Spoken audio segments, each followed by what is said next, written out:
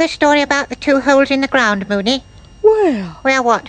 Where are the two holes? There aren't any. Oh, I wish you'd listen. I said, do you know the story about the two holes in the ground? No. Well. Hello, welcome to this video. I'm missing doing some in-car YouTubing. I used to do a lot of in-car YouTubing on other channels more than this one. But it's something I enjoyed doing and I like the look of them. And so I thought, when I want to truly ruminate on something, I might go and do a bit of the old in-car YouTubing. I know the sound's a bit boomy and you get car noise, but you do get to see a little bit of outside, and let's go and do that. So I'm going to go and do that. Then I might actually, I need to go and get something to eat. I'm a bit hungry. I'm going to go and get a bacon roll, and then I'm going to get a cup of coffee. And then I might have a trip out somewhere to have the said coffee. I need to see some green, and today is a very sort of overcast, dull day as well, you know. I'll just give us a turn around. So what do I want to ruminate on today, you probably are asking, or more accurately say, can you get on with it, Andy? I don't care about what you think and what you do and what you want to eat. I just want to know what you're about to say so I can get annoyed. Well, if you're a prog fan, you're going to love this, and if you're a jazz fan, you're probably going to hate it. And I can't help but push the button of jazz because they're so snotty and so full of themselves, they can't take it. But I've started to think that prog is better than jazz, as in, if you take what I think jazz should be doing, the proggers do it better. And there's a whole bunch of reasons why I think that. And there's a whole history there, which I think everyone's ignoring. And there's something to learn from prog, which I think is the problem that I have with jazz. It's always very hard for me to get across my problem with jazz. People think that I don't like the more conservative jazz, that I can't listen to like just jazz standards or play like that and great players. I love it. I'm a jazz fan. I love it. Okay? But that does not mean that I can't question the artistic validity of that. You know, I could listen to any disco band and love it because I love disco.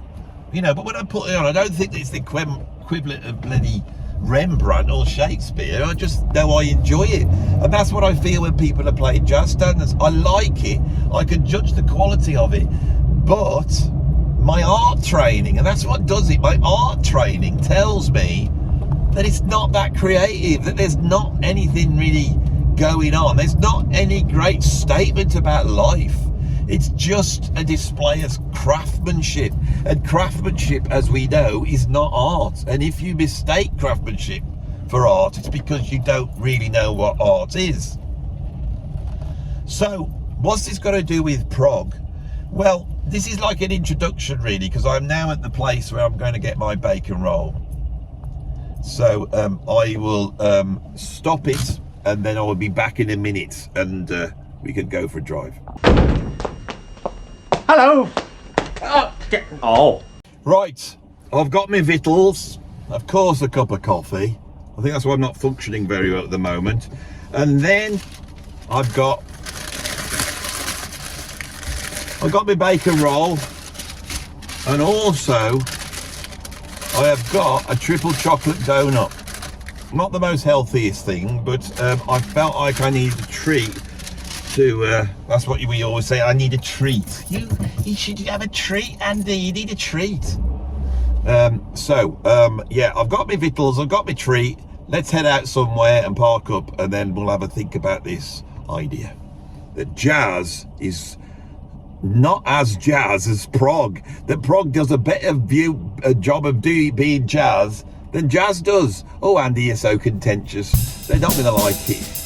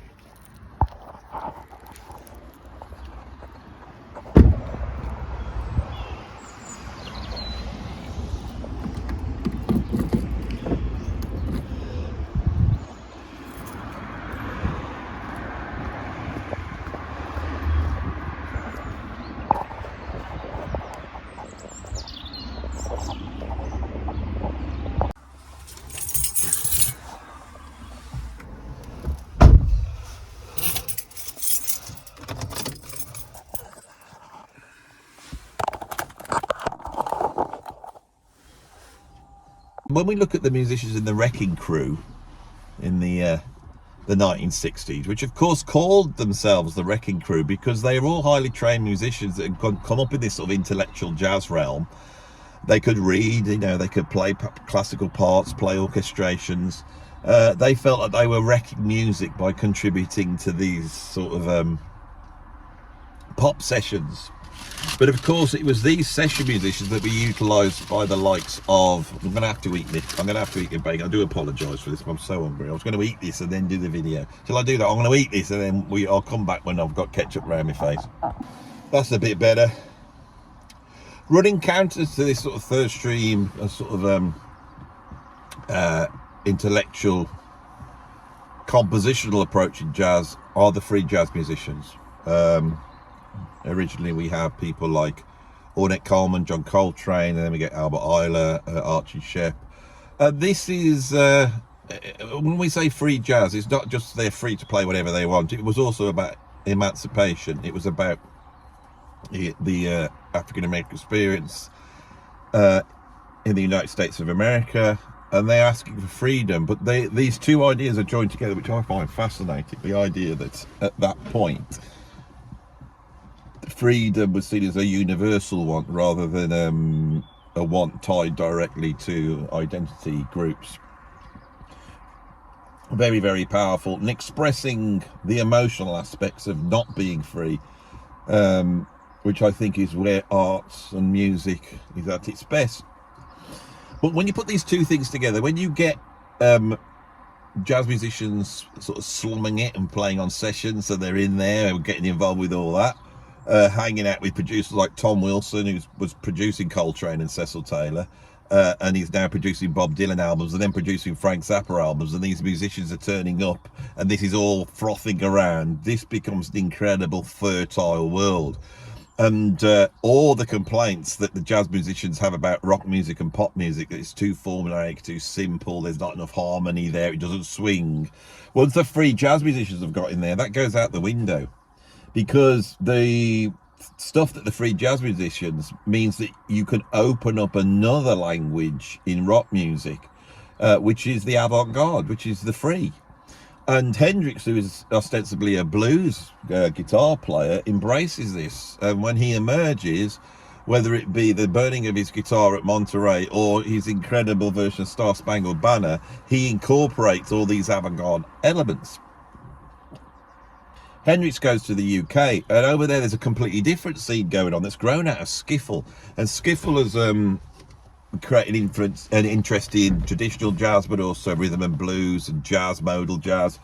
And a lot of the bands in London in the early 60s, like Georgie Fame's band and John Mayall's band, Alexis Corner's band, especially Graham Bond's band, are exploring these areas as well. And they're playing on pop sessions, exactly the same things going on. They're going into clubs and they're improvising, and they're improvising over rhythm and blues. But there's a lot of influence coming from free jazz. And so this now starts to coalesce. In America, it coalesces eventually into jazz rock fusion. In the UK, it coalesces into progressive rock. This is a really interesting thing, that a lot of the early, what we call prog bands in the UK, were improvising bands. To some extent, bands like The Nice or Pink Floyd, but overtly in the case of a band like Soft Machine, who were really an electric jazz group with vocals until the vocals disappeared, and then they were basically just an electric jazz group. Groups like Colosseum with its Valentine Suite get classified as prog, but of course they're not. That album is an incredibly groundbreaking jazz rock album.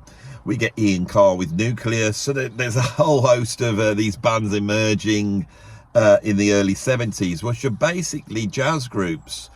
And on the prog scene is so diverse that these bands are able to market themselves as some sort of like trippy experience. Come and see us play, like Nucleus or Soft Machine. Come and see us play live, and they're going to do a lot of like electronic experimentation, but a lot of improvisation, but it's modal. And it relates to odd time signatures. There's an influence from Indian classical music, Hendrix pulls these two elements together. And then, of course, the Mahavishnu Orchestra emerging in, 1971, having almost like a person from every continent in the band. It really is exploring something that's cutting edge. Now, the reason I have a problem with a lot of modern jazz is that I grew up listening to jazz that my dad listened to, Miles Davis, Duke Ellington, all that stuff. Then I discovered the Mahavishnu Orchestra and Return to Forever and Weather Report, and I saw that as a great advance. So if you go from 1955 to 1975, in 1955 you've got like Sonny Rollins coming out with, Way Out West. You've got the early Miles Davis group with the early recordings with Sonny Rollins and John Coltrane. We've got Art Blakey. That's incredible stuff, in 1955. You just go 20 years later and you've got Weather Report, making like Mysterious Traveller. Mahavishnu Orchestra doing Visions of the Emerald Beyond. The travel is huge. Now you go from 1975 to now, 50 years, half the transit of the history of jazz, pretty much. And those bands still sound more futuristic than what we're getting now. What do we get now in the jazz world? Well, I'm going to tell you. You get all sorts. There's interesting stuff, there's quirky stuff, there's electronic experimentation. Everything I've described exists. You know why? Because you don't need to have the commercial need to motivate something to happen. The Mahavishnu Orchestra existed and Fusion existed because it sold records. Now, if you're into the Mahavishnu Orchestra, you're able to make your Mahavishnu-like music, right? And record it, finance it yourself, stick it on Bandcamp. You don't need to make a profit. Your money probably comes from elsewhere. And these musicians, could feel quite proud of themselves to get out every night and do a gig, but no one's earning a living out of it. So yeah, if you go onto Bandcamp, you will find every sort of jazz going. But I would argue that the interesting styles that we get, right, should be where jazz has gone. Now, as I said, there's nothing wrong with being a conservative jazz musician, and I will support them doing it, and I will enjoy them. I might even enjoy that type of music more than some weird avant-garde thing, but I do question the creativity that's involved. Now, of course, if you're aping sort of a mixture between Stockhausen and Captain Beefheart in your jazz making, that's no different to aping Charlie Mingus or Thelonious Monk, is it? So there is a lot of this going on across all the styles of music. People like to play the music they like, and what they like is what they already know. And without the commercial straits and motivation for novelty, which was always existing in popular music when the labels ran the show, people can now just go and do what they want, and they do, and they get their little followings for it, and then people champion it as though it's the same as what was going on in jazz before. It's not, right? Now, of course, this argument will be taken, because I'm very aware of the argument I've had with people that go, well, aren't you saying he's got to be commercial, you've got to sell records? No, I'm not saying that at all. This is the problem. It doesn't matter how much you bang your head up against this, right? The fact is, jazz has become so cliched in its central thinking that nuance and questioning of the artistic merit of the form has been banished. And so what it happens is, when I do this, rather than go, Andy's got an interesting take on jazz, he's really pushing, down the more sort of creative side. So what's this really about? Does it have a cultural importance? Do people want to listen to it? Is it just a handful of aficionados that are listening to it, and the general public can't even stick it? What, he's questioning that. Or you can go, oh, he's certainly wrong, he said that jazz isn't any good, and I like jazz, so he is good, and I can name jazz groups, so that means they're not dead, and this mentality, right, I have been up against. Oh, Andy's bitter because in my career as a drummer, I got to play with Robert Plant. I went round the world. I played to audiences of 50,000 people in virtually every continent on the planet.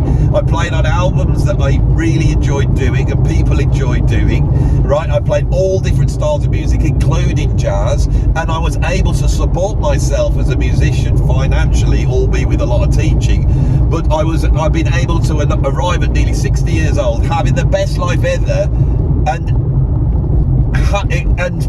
travelling a path for me that I enjoyed more, because I didn't just join some band that was in some genre and just stick to it to the rest of my life, becoming whatever it was that style was. And I've jumped styles and I've gone from one to another, and I've tried to take all these different things in, and I've played loads and loads of jazz, right? And I have come across the gatekeeping in jazz overwhelmingly, as anybody has, and as the thousands of people who contact me saying, you're right, this is what's happened to me, right? That happens. But I could do a wealth of jazz gigs right now if I wanted to. I've been asked to do some, club dates with the jazz group this year, and it's difficult for me because I got a YouTube, and it's like there's no money there. You do all this rehearse, and it's difficult music, and you do all this, and then you get there's 12 people there, all telling you that the jazz is amazing because they turned up to watch you play. The reality of it is the reality. I'm not motivated by bitterness. I'm not motivated by some wanting to stir the pot. I'm motivated by something which I think I'm being quite foolish about, and it's the belief that jazz isn't dead. And maybe by having the discussion, we can open up some sort of area which will let young musicians into the form without having to jump through the constricting hoops of bebop vocabulary, basically, and the gatekeeping of style in terms of how you play and what instrument you play and how you dress and how you behave and all this type of stuff, and then mixed with a whole bunch of identity politics that says you have to respect the form, and this form is linked to a race, and it belongs to that race, and you have to respect that race, right? When people are in the background quietly telling me, well, I didn't bother being a jazz musician because I'm not black. Right? They might be wrong. It might not be true. But the fact is the narrative has forced these conversations underground. In the Telegraph at the weekend, my friend Martin Speake wrote an article which outlines the destruction of his career on every single level, for when asked in his teach position as head of jazz at Auburn, one of the most rotten colleges in the country. I'll say it here now, right, for letting this happen.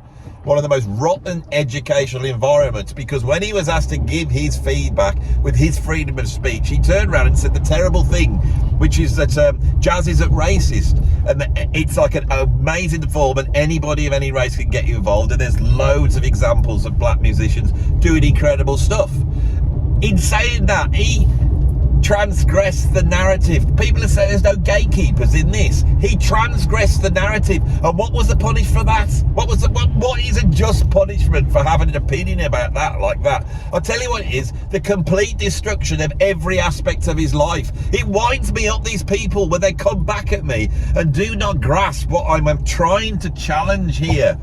I am basically saying, in simple terms, what is the actual creative utility of jazz now? What is it saying? And people are going, I don't know what you mean, Andy. I don't know what you mean. And if you start to show them conceptual art or abstract art or experimental film, they would probably turn around, well, I think that's a load of rubbish. And they're entitled to that opinion. But for me, that was where creativity is. Creativity resides in this place, which is challenging and is saying something about the world we live in. And trying to play through bebop changes to 2/5/1s, noble though it is, and it's a great skill, says nothing about the world. Right? And 60 years ago, John Coltrane took the 2/5/1 and blew it up. He exploded it. He went to the inside of it and he bust it open. You know why? Because he saw it as restrictive 60 years ago. Right? He saw it as restrictive because He was a black American in a racist society, and he had this music that he could express himself with, which represented freedom. And he went to really make it free. We have to bust out of this bloody Western harmony, which is holding us in. We have to be able to express ourselves on every level. You try and do that now in the jazz world, right? And they'll go, that's not the right notes. You know, you could go off and do some inane free jazz. They'll tolerate that. They'll never mind that. But if you try and play like Ornette Coleman did, right, this revolution has already happened. And it's been ignored. When did it happen? I'm afraid in the early 1980s, when the Young Lions came out, Wynton Marsalis, and they put the suits back on, right, and they took all the wires out of their instruments, and they started to play stood up like that, playing like it was 1961. Now, Wynton might have moved on, he might not have that opinion, but he did then. Right, jazz went backwards. At that point, it went backwards, and the reason was because there was funding there. Why was there funding there? Because it was seen as the great black classical music of America. It turned into like the National Opera here in the United Kingdom, or Shakespeare, and it was seen as something that needed to be protected and preserved. And that language is in people's minds without even thinking. It's like a knee-jerk reaction. You know, oh, we need to preserve it. Someone needs to play this music, even if nobody likes it. And there's not enough people to keep the art form going. We still got to have people doing it and preserving it, even if they're only playing for 7 people. It's got to be preserved. People have got to play like that. Why? Why have people got to play like the beboppers played? I don't understand it. Surely what Charlie Parker was doing was not doing that. He was changing it by playing how he wanted to play. All I'm asking is to allow the musicians to play how they play. That was a long explanation to get to my point. Progressive rock always fascinated me. I was into jazz rock fusion, I was into jazz, and I knew the jazz guys were better players technically than the prog guys, right? I knew that. I always found it quite funny that the progressive rock audience thought the greatest bass player in the world, probably Chris Squire, you know, or something like that.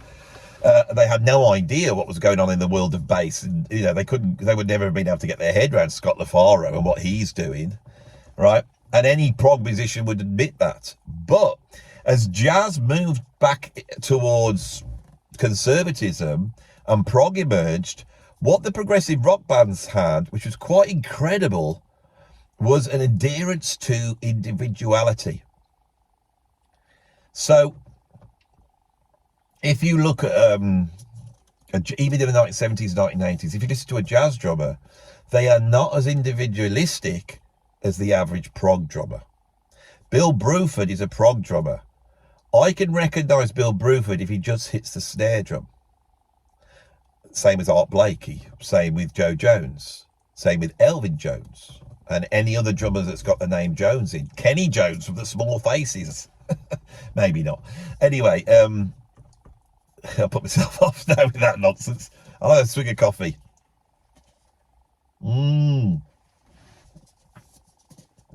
Bruford sounds nothing like Carl Palmer. Carl Palmer sounds nothing like Phil Collins. There is a really wide individuality, not just in the sound and the playing, but even them. They're all iconic. Keith Emerson, Chris Squire, John Anderson, Steve Howe, David Allen, the guys in Soft Machine, the one with the bloody moustache and the fringe like that, they're all iconic. And when you see that, but I can't remember what his name is. Was it Ratledge? Is it Mike Ratledge or was it Carl Budge? I can't remember. Anyway, the Soft Machine guy. And think of John Marshall on the drums in Soft Machine with that big fuzzy hair coming out and the great big moustache and the glasses on. And then think of that sort of incredibly virtuoso but sort of fluid, floppy sound of his playing and that big, juicy, wet snare drum he had. Almost the opposite to Bill Bruford.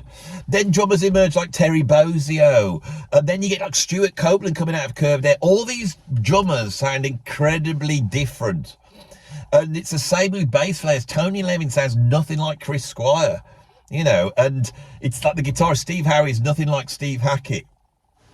And later on into the progressive rock realm come like bass players like Mick Karn or guitarists like Adrian Belew. Now Adrian Belew, let's take him as why I think that prog is better than jazz at being jazz. Adrian Belew is an example of one of the greatest musicians on the planet. Adrian Belew is one of my favourite musicians. And the reason is because he sounds like Adrian Belew. He's taken the guitar, he's applied his own individual aesthetic to it, and he has created the Adrian Belew sound. He can play parts, and he does in bands like King Crimson. He can sing songs, which is amazing, that's a bonus. But he can improvise. And so when you pick up an album like Thrack Attack, this takes the double trio idea that Ornette Coleman had explored on albums like Free Jazz, and then Coltrane then went to explore on Ascension. They do it on Thrack Attack. And on Thrack Attack, you've got two drummers played electric and acoustic, and then they're mirrored by a bass, another bass, a guitar, and another guitar. But the bass are playing Chapman sticks, so they cross over into the guitar range. And of course, Fripp and Belew are playing guitar, but through synthesis going into each other's territory. And within that, Thrack Attack is a collection of improvisation. So for me, Thrack Attack is a jazz album. And if you were to plot the lineage of jazz in the 1990s when that album came out, that's quite groundbreaking, because what you've got is you've got a band playing in large venues to thousands of people, doing dark improvised music, utilising electronics, and people are then going and buying it. God knows how many albums Thrack Attack, but if you put it up against the average jazz album, it would eclipse it completely, right? And it's heavier and it's more interesting. Frank Zappa used to do the same thing. When I saw Frank Zappa in 1988, I was in the NEC, which was pretty much full. It held about 12,000 people. And I was looking on stage at some of the greatest musicians and the cream of the jazz improvising world in the brass section of his band, which he was allowing to improvise, not just on some nice fusion-y cool stuff, but actually within electronic collages, free jazz, all sorts of stuff was going on. And he would let those players step forward and really solo and improvise at length. And that was all recorded, and that came out on an album called Make a Jazz Noise Here. For me, one of the great jazz albums. It's argued by some that the fusion guys turned away from fusion at the end of the 80s. Jason Marsala said this to me, but I go, yeah, I know, but Ornette Coleman moves into that place in prime time, and then you get the Decoding Society, Ronald Shannon Jackson, but you also get the Japan lot, you get the electronic guys, you get the King Crimson guys, you get the prog guys, you get a whole bunch of guys that are doing improvised music, but because it's under the prog banner, it's expected of them to push the envelope. Now, Soft Machine are a brilliant example of a band that I feel are at the peak of their powers. Soft Machine are quite odd in that they start off in the world of prog, but in 1966 when they first start, or whatever it is, it's so not defined. So you get these sort of quaint sort of flower power songs mixed with, you know, weird free jazz but very British influenced improvisation. This slowly forms into a jazz rock fusion sound, probably reaching its apex with the inclusion of Alan Holdsworth on Bundles. Now, when you go and listen to those Soft Machine albums, there's a freedom there that we don't get with the fusion stuff, because the fusion stuff was pushed to be more commercial. Everyone's trying to write hit records and they want a disco beat. Whereas the British prog bands in the 70s, whether it's Colosseum, whether it was Nucleus, whether it was Tempest, whether it was Backdoor, whether it was, you know, Soft Machine, they were allowed, the prog labels allowed them to do whatever they want. And when I put those mid-70s albums by Soft Machine, which I've got to be honest, when I was a young kid, I didn't get. I thought this sounds like a British version of Weather Report. But actually, there's a spiky English adherence to, like, surreal avant-gardeness. And they take risks. They take risks on those albums. I don't think Weather Report would. Especially later on when Joe Zawinul was trying to write a hit record. So, that prog world has carried on. Colin Edwin sent me an album, which I can remember what it was called. It came out last year, and it was this guy using these long delays, using like these weird time signatures with a very electronic ambient sound, with the drums really incredible. And it was incredible jazz, but I know we can't call it jazz, right? when we look at what progressive rock musicians do when they improvise, I think that's a good way of me providing a positive example to the people who want to understand what I mean when I criticise jazz, of what I mean by the gatekeepers. I want to hear music like that. I don't want to hear people going through bebop licks anymore. It's fine, and if you like it, it's great. But really, I am saying, if you look at what's going on in the progressive rock world, you can be an Adrian Belew, and you haven't got the chops. I mean, yeah, Adrian Belew can only do down picking. He can't play fast, right? He can't do bebop licks. He doesn't think in that way. But I wish the jazz world would let him in. And I want to hear him playing with, I don't know, Christian McBride. I want to hear that. Rick Beato recently had Eric Gales on his channel, and I checked out, I think there's a video, go and check it out. It says Eric Gale's greatest guitar solo. Go listen to it. That is jazz. That is jazz. It has the spirit of jazz. It has the freedom of jazz. The improvisation's incredible. He is playing jazz vocabulary to some extent, but he's mixed it with something else, right? The education system needs to stop pushing on to the students the language of bebop and the Berkeley chord scale approach, right? If people want it, they should study it, and the lecturers should be able to deliver it.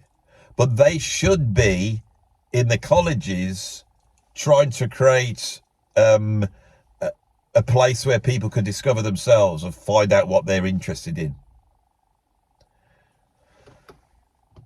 And this comes up against something that I realised when I was teaching, which is very profound. I realised when I was teaching that the problem that the arts education system was having, and why people are pulling funding from it, and why they're trying to close it down and save money by getting rid of the arts and music departments, is because there's a very modernist idea that you're going to break and categorise the arts down into paint, art, graphics, music technology, musical theatre, acting.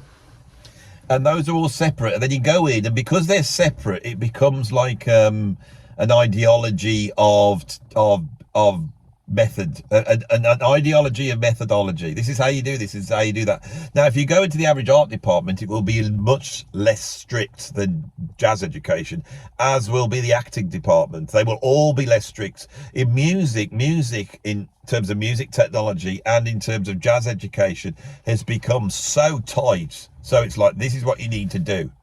Learn these 2-5-1 licks and play them. Right? That's all anybody's doing. That's all anybody's doing. And if you're not a jazz musician, you haven't worked in jazz, you don't know that. But that's what they're doing. They just learn the licks and they play them. And they keep learning loads and loads of licks until they become instinctive. That's how you play that music. I worked with saxophone players. When you ask them what they play, they have no idea. And I say, well, what's that? Oh, I learned Charlie Parker. So that's bits from a Charlie Parker. That's a bit of Sonny Rollins. And they hear the chord, the same chord. In jazz standards, it's the same chord progression over and over again. It's 2-5-1s with key changes and minor 2-5-1s. That's it. You might get a bit of modality, but modality is something else, right? I could talk about this if you wanted me to. But I think theory knowledge has to be linked to what the musician's muse is. It has to be linked to that. You have to go, right, I want to sound like that. I love the sound of that. You're motivated then. How'd you get that sound? Well, that's a chord built out of fourths. That actually happened to me. What's that chord sound there? I really love it. It's built out of fourths. What's that? Just stack fourths. Get the key and stack fourths. And then if you really want to, don't get the key. Just run the fourths around the whole cycle of fourths. I don't know what you're talking about. Show me. Like this, just stack this. Oh my God, that's amazing. I'll play that. I don't care what it is. I don't know what it is. Years later now I know what it is, and I keep using them on my tracks because I love the sound. I love the sound. Right? So I've got nothing against this theory. I've got nothing against people playing with the bebop vocabulary, right? People should be doing it, right? But whether it should be the bedrock of education, and whether there should be this idea that we are preserving something that should be preserved, right? What about the minstrel shows? What about all that glorious, entertainment that was created in the 19th century that became the biggest entertainment in the world and took, black people out of poverty, and they worked in the minstrel shows and they became millionaires and superstars. But nobody's turning around saying we've got to preserve the minstrel show because we've made a decision, and this is an ethical decision, and it could well be the right decision, that we don't preserve that. So we're not just preserving it because we think it's got to be preserved. We're preserving it because we think there's some sort of moral worth to this music. I hate that. Music is not moral. It becomes before morals. I don't want to start playing and feeling like there's some moral overarching structure that's going, should play that, shouldn't play that. Right? I was talking about another video today, and I was starting talking about Joe's Garage. I put the album up and I was talking about it. Then I realised he's in blackface, and I thought that's going to trigger people, so I've got to deal with it. So I started to talk about it. Joe's Garage is an album which is Frank Zappa made in '79, and it's got this thing called the Central Scrutinizer. That scrutinises everything that everybody does. And this guy ends up going into the prison system, and he feels like the Central Scrutinizer is linked into all these strange, bizarre sexual practices like robot sex and all this sort of transhumanist sexual weirdness. And this guy is sort of taken up, the rock and roll's knocked out of it, and he ends up just being a cog in the system, right? Have to go through this depraved sexual. And I thought, my God, he's doing this in '79. And the thing I'm pushing against, the thing I don't like, which I haven't got a word for, we can call it woke, all right, it's not, because the jazz police, that's not woke, that's something else. What is it? But I feel like they're related. I feel like all these incursions on my freedom, all these people saying their morals are better than mine, so I've got to check what I feel in terms of what they think is right. It seems totalitarian, and I go, well, that seems immoral to me. You seem totalitarian to me. And then they go, no, you don't understand. What you're saying is wrong. You need to be educated. You need to listen, Andy. You need to be educated. You're a good guy, but you've gone down a rabbit hole, right? Oh, am I that stupid? Am I? And you saw the rabbit hole for what it was. This is totalitarian morality. It's people saying, I know better than you.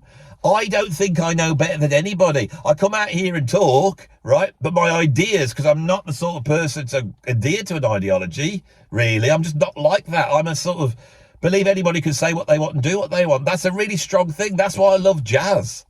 And that's why I want to just be able to play and be able to reach to the emotional sense of where I'm at without feeling, oh God, played the wrong note then, or that wasn't a jazz lick, or that's about a 7 flat 5 chord and you didn't play the Super Locrian natural 4 altered scale over it. You should be playing that. Not you just ignored it and played something. All of this that clouds your thinking.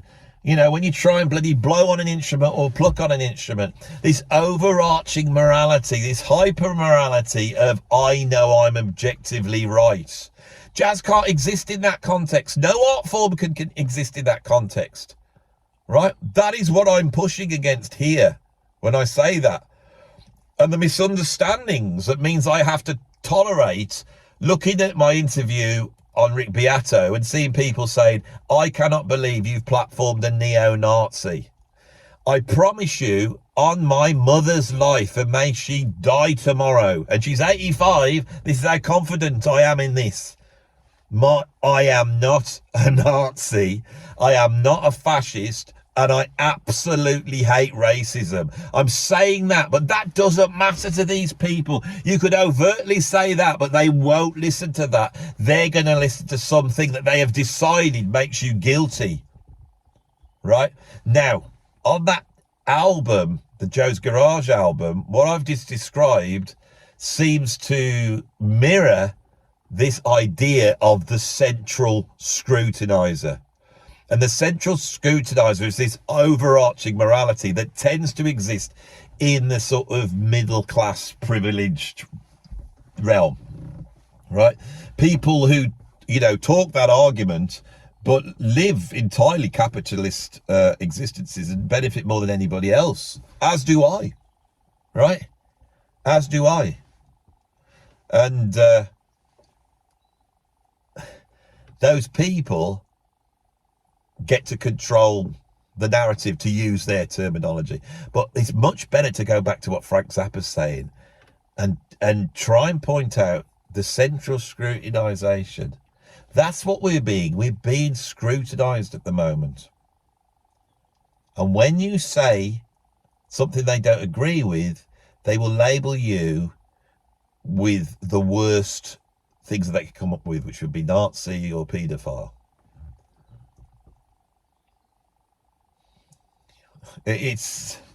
We are playing with fire. If we can't get back to a thing and just go, I don't know what's in someone's mind. I don't know if they're right or wrong. I don't know if I'm right or wrong. But let them have their say. What are they saying? Listen to them. Have an open mind. Put your counter argument in. And then, as I always say, when that's done, put your arm around the person and go off into the sunset as friends. Because in the end, our opinion on jazz or politics or central scrutinization or prog or any of this really is irrelevant. What's far more important is that you know how to love, and you know how to care, and you know how to think what it might be like to be somebody else. And that means that students going into a college, there should be some consideration of their aesthetic view. And there should be some consideration that they might not be thinking like a black American in 1940 that's inventing bebop. Right? And if you are intellectually able to understand this, and there are people like that, right? And now I sound very elitist, but no one's engaging me on what I'm actually talking about. When I get into these comments, I'm in these arguments, no one's actually, I never feel like what I'm saying is landing.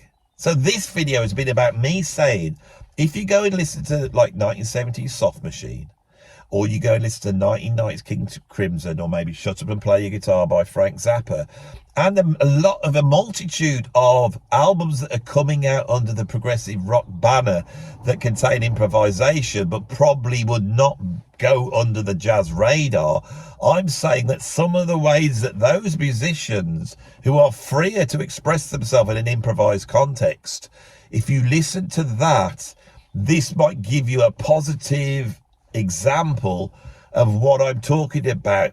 I think needs to happen to jazz. Jazz needs to be able to let in Adrian Belew. Jazz education needs to have someone like Adrian Belew come in, and the course needs to develop his Adrian Belewness. That's what I'm saying. Right? Jazz is the conflagration of three elements. One, groove. And there's a million ways of feeling groove. And you know it and you feel it. I would love to do a groove course. I would love to be able to have a bunch of kids in front of me and talk about groove. It was a gift that came from jazz, and it really does sort the men out from the boys, those who can groove and those who can't. If I could be granted unlimited chops or unlimited groove, I would have groove every single, without a doubt. So groove's really important. 2, improvisation. That the music's not set, so there's the ability for you to commune with your environment and do something you didn't expect to happen. That there's a freedom there for you to open up to the universe and let it come in and use you like an instrument. Whether that is true or just metaphorical for something, that needs to be there. And 3, the development of the individual voice, so that you have a trumpet player, but Louis Armstrong, Miles Davis and John Hassell all play trumpet, but they actually don't sound, it doesn't sound like the trumpet, it sounds like Louis Armstrong, Miles Davis and John Hassell. Go and check out some of the early 90s Hassell albums, right? That is jazz. That was cutting edge jazz 30 years ago, and I don't really hear anything like that now. I'm sure there is somebody on Bandcamp with about 14 followers that's doing something like that. I know you can point to it, right? But I want the powers that be and the funding bodies and the education systems to shift a little bit and open up and let the student provide the newness. Because the lecturer-teacher relationship should be this. It should be Dumbledore and Harry Potter. Dumbledore's wise and he knows what's gone before, but he is not in possession of the knowledge to be able to go into the future. All he can do is create the space for Harry Potter, who comes in with his naivety but his raw talent, and unknowingly find his way by having a discussion about virtue to solving the problems of tomorrow. And jazz does that. Jazz does it. And that is why, if you ever see a film on black emancipation in the 1960s, you will hear the sound of jazz on there, because it represents it. It comes before everything else. Jazz musicians didn't create black music. It was created by Americans. But what black jazz musicians did is, because they had no other art form, they utilised that art form to discuss freedom over a bloody century. And what Charlie Parker was exploring was freedom. And what Charlie Parker was saying, he goes, our generation aren't going to, Uncle Tom like Lewis, even though he loved Lewis, and even though a decade later that thing had gone. But the beboppers created an esoteric form that couldn't be penetrated, that would be played by brilliant but people on the bottom of society. They created their own alternative universe of sophistication. Right? That's what the beboppers did. That's why it was so powerful. But like punk rock, it could only last for about 3 or 4 years. And then once that had been created, the musicians then spent the rest of time undoing the straitjacket that they created to shut the generation out before, and to make the statement that we are the highest form of music on the planet right now. Right? That's why it's so bloody difficult. That was a statement. Who's the greatest musician in the world? Who is it? Classical musician? A white person? No, it's Charlie Parker. Listen to him. Bloody hell. Not some jungle music, not some, that's coming from his soul, is it? No, it's not that. And that's the crime that's been done against black Americans with their narrative about jazz. That's the crime, is they don't understand that jazz is an American music form, but unlike folk forms which are set, the mixture of people meant that it was fluid. And then black artists, Louis Armstrong possibly being the first genius, although I'd argue Sidney Bechet, they get in there, they go, you want to see what you can do with this novelty music? This is incredible. And then it grows out of that. And the thing that really creates the blackness in jazz is the awareness that comes from the Harlem Renaissance. This is a powerful thing, and I feel it.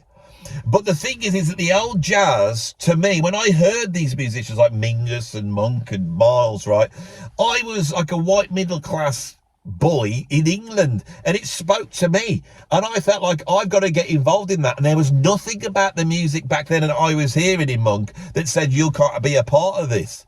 It was welcoming me with open arms. I could just walk straight in.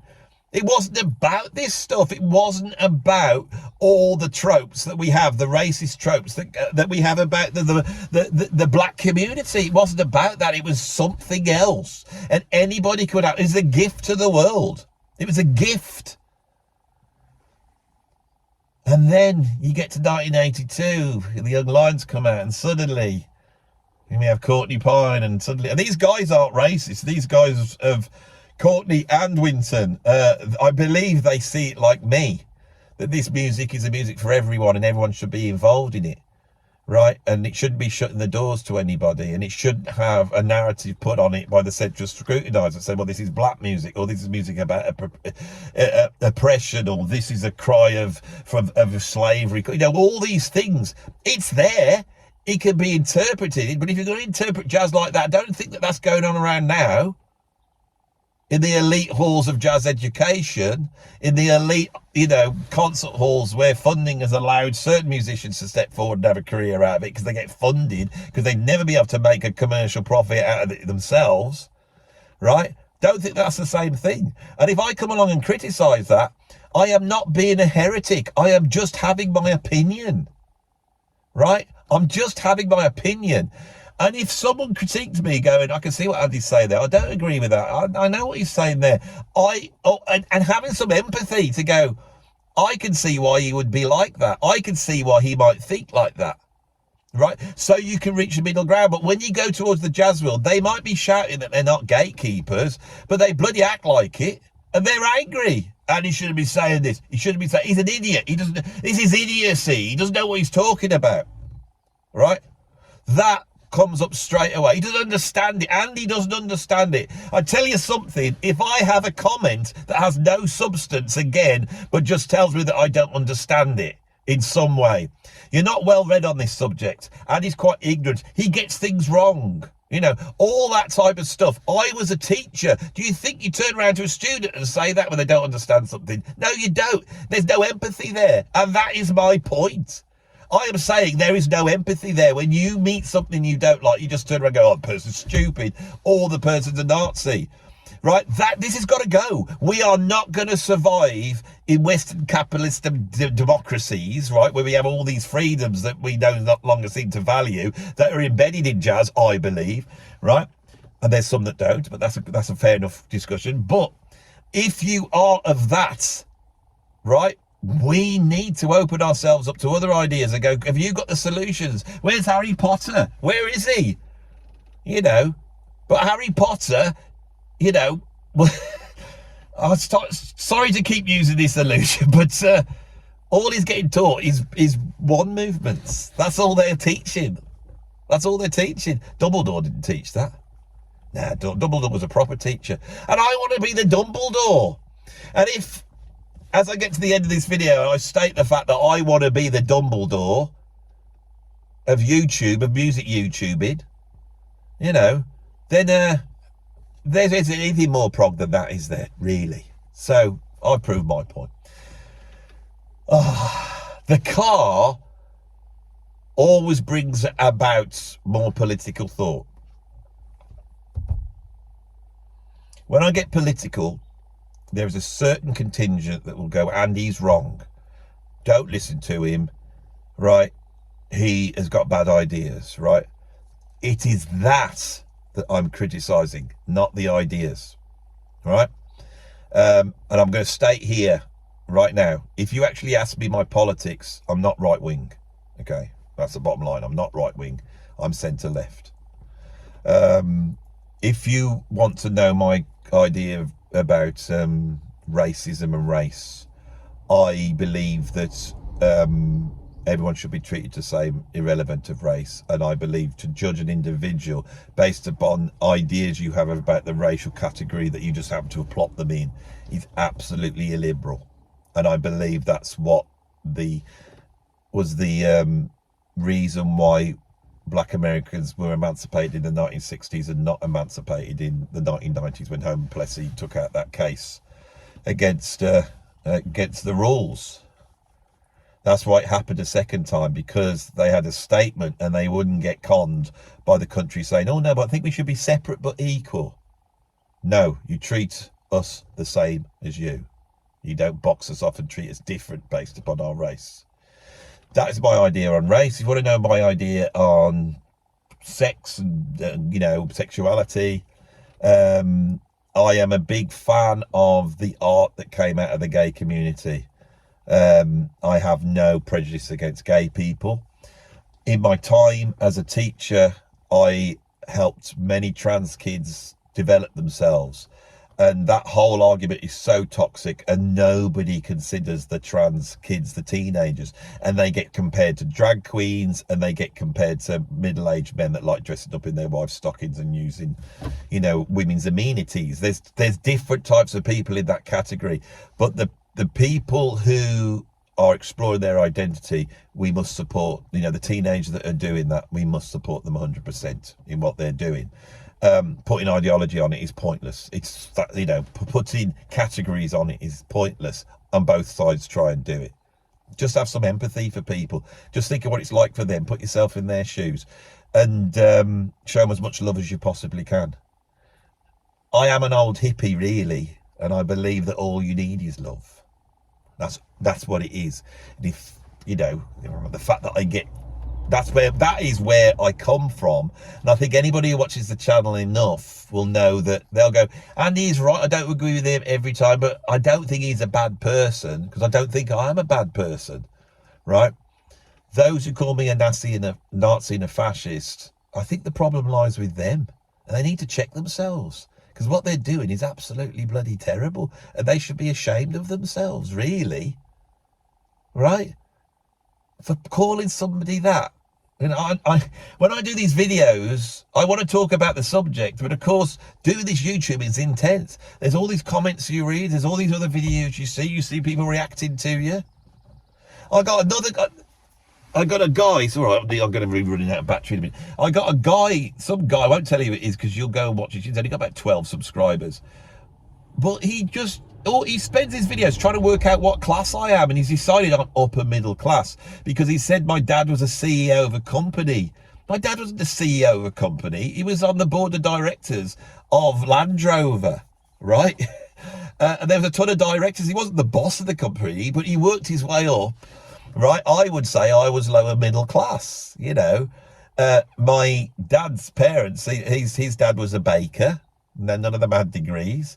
My mom had come from incredibly high class, almost like ruling class of the sort of Indian elite, which at partition, they lost everything, and she ended up being right at the bottom of the pile in the pecking order of being working class in the Midlands of the United Kingdom post-war, with the world of racism surrounding her. And so when I look at my background, like all of you, I go, yeah, you can say I'm lower middle class, but it's much more complex than that. It's much more complex than that. What motivates someone to sit in there trying to put me in a class? Why is there this obsession with the categories? Where's this categorization come from? Hegel. You know, what is the obsession with putting people in these boxes? That's what's wrong with the world at the moment. You know, what is the positive in putting people in boxes? I tell you what, you know how to sell stuff to them. And if they won't get in the box, if they don't fit in the box, then you're going to make them. That is the great technological breakthrough of the internet. You do know that. It's rather than just having a market advertising approaches that enables you to put the product in front of the customer. Now, right, you can force the customer into the box you want them to be in, and then sell them stuff all day long. And that's worth a lot of money. And here I am making videos and earning my living off those very adverts. And I might be saying the most wrong things in the world. I might be a Nazi, but the truth is I talk on here, you watch, the algorithm likes it, and they sell you stuff. And they don't care what I'm saying. There's no ethical or moral value. They just want me to say stuff and push you into that box. This is a weird video. It is what it is. Sorry.